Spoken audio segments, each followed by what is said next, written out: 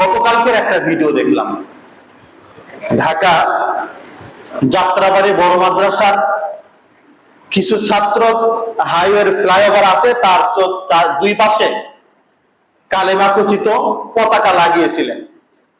24 ঘন্টা না বের হতেই 24 ঘন্টা না বের হতেই সেটাকে খুলে ফেলা হয়েছে পুলিশ নামক শয়তানের প্রোটোকলে।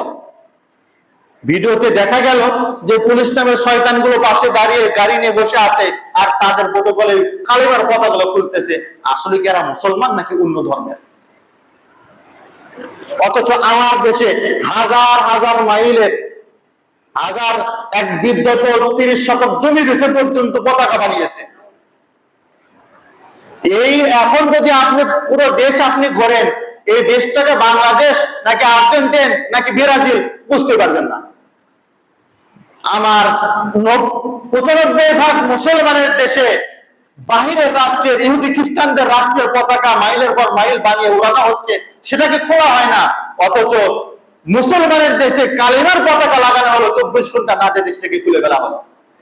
তাহলে আসলে কি আমরা স্বাধীনতা পেয়েছি?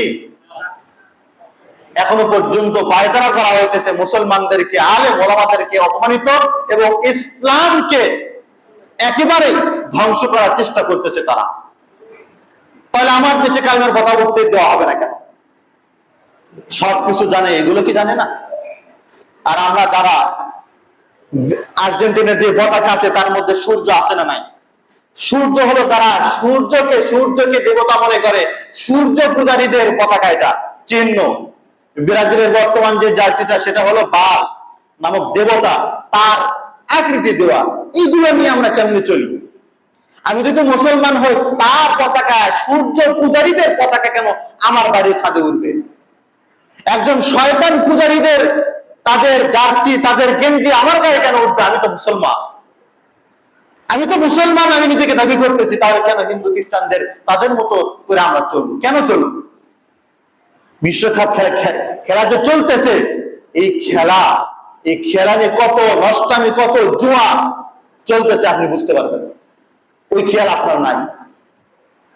হাজার হাজার কোটি টাকা জুয়া চলতেছে এই খেলাকে নিয়ে। খেলা হারাম না। কোন খেলা? খেলা হারাম হয় কখন?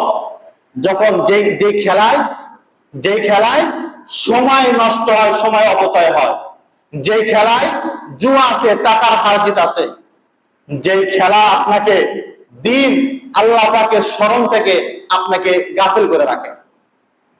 একটা খেলা চলতেছে, পুরো বিশ্ব নাচতেছে। এক খেলা চলতেছে, এই খেলাতে পুরো বিশ্ব নাচতেছে, এমনকি মুসলমানরাও নাচতেছে। অথচ এই খেলাকে কেন্দ্র করে এই ইহুদি খ্রিস্টানরা যত টাকা উপার্জন করবে, এই টাকা দিয়ে অস্ত্র কিনে আমার মুসলমান ভাইদের বুকটাকে ঝাঁঝা করবে। অথচ এগুলোকে আমরা কি করতেছি? আনন্দ উল্লাসের সাথে আমরা উদযাপন করতেছি। আল্লাহ আমাদেরকে হেদায়েত দান করুন।